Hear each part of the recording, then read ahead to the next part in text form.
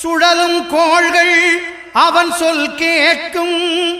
அவனை தொழுதால் போதும் நல்லதே நடக்கும்.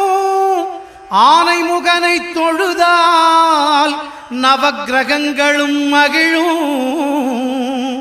நல்லதே நடக்கும், நல்லதே நடக்கும்.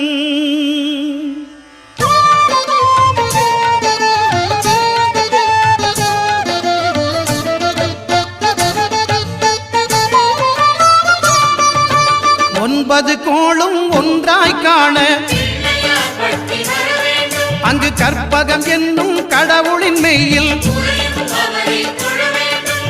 ஒன்பது கோளும் ஒன்றாய் காண அங்கு கற்பகம் என்னும் கடவுளின் மெய்யில்.